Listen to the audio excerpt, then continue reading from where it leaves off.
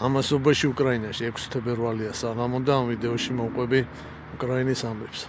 სანამ ყურებას დაიწყებ, დაალაიქეთ ვიდეო, გამოიწერეთ ჩემი გვერდი, აგრეთვე ჩემი Telegram არხი, YouTube არხი და Facebook გვერდი. არხის მხარდაჭერის სურვილებმა გააკეთეთ დონაციები, ანგარიშნაურები მითითებულია პროფილზე. ხო, დავიწყოთ სამწუხარო ინფორმაციით. კიდევ 2 ქართველი მებრძოლი დაიღუპა უკრაინაში. დავით დვალიშვილი და მამუკა ბერია.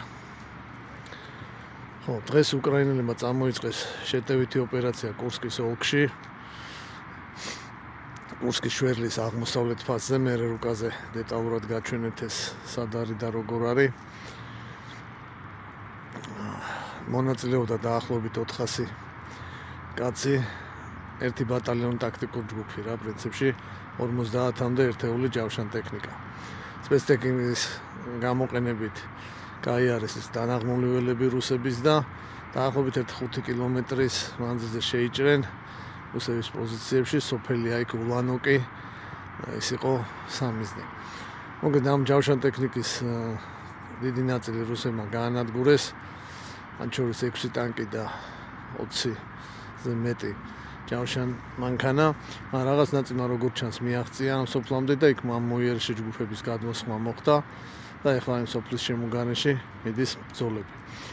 რა ოპერაცია ახლა ეს რაღაც ტაქტიკურია თუ რაღაც დიდი შეტევითი ოპერაციის საწყისი ფაზაა, ჯერჯერობით ეგ უცნობია და უახლოეს დღეებში გამოჩნდება ალბათ და მაგაზე ცალკე მოგაწვით ინფორმაციას. კიდე რა იყო უკრაინაში საინტერესო, დღეს მოკლედ გამოცხადა, რომ უკრაინამ მიიღო ფრანგული მირაჟ 2000 ტიპის თვითმფრინავები. საფრანგეთი ერთ ესკადრილიას იყო შეპირებული 12 თვითმფრინავი და ეხლა რამდენი მიცა მთლიანად თუ ნაწილი უცნობია. აგრეთვე დღეს გამოცხადდა, რომ მიიღეს F-16-ების მორიგი პარტია ნიდერლანდებისგან. 12 F-16 უკვე ყავდათ და ეხლა რამდენი მიაწოდეთ, ესეც რა თქმა უნდა გასაიდუმლოებული ინფორმაცია. მოკლედ გაძლიერდა მნიშვნელოვნად უკრაინის სამხედრო საჰაერო ძალები. კიდე საინტერესო რა იყო, მოკლედ დღეს გამოაქვეყნა Daily Mail-ი, ესეთი გამოცემა, რაღაციდან მიიღეს ეს ინფორმაცია თავის წყაროებიდან, მოკლედ ტრამპის სამშვიდობო გეგმის რაღაც დეტალები. ამაზე ეს ვიდეოც დავდე. მაგრამ აქაც მოვყვები რა. მოკლედ რა არის ამ სამშვიდობო გეგმაში რა წერია. ცეცხლის შეწყვეტის თარიღად განიხილება 20 აპრილი. ხო, ცეცხლის შეწყვეტის მომენტში მოკლედ რა ტერიტორიაც იქნება რუსების კონტროლის ქვეშ, ირჩებათ რუსებს და უკრაინამ უნდა აღიაროს ამ ტერიტორიებზე რუსეთის სუვერენიტეტი. ან თქვას რუსეო, ეს რუსების არის რა. ამე პრეტენზია არ მაქვს. მეორე პირობა ეს არის ნატოზე უარესთქმა და ნეიტრალიტეტის გამოცხადება. მესამე, ანუ კურსკის ოლქიდან უნდა გაიყვანოს შენაერთები უკრაინამ. ხო, რას ღებულობს უკრაინა სანაცვლოდ რა, გარკვეულ უსაფრთხოების გარანტიებს. ცეცხლის შეწყვეტის შემდეგ ამ ბუფერულ დემილიტარიზებულ ზონაში ჩადგებიან ბრიტანული და ევროპელი სამხედრო კონტინგენტები.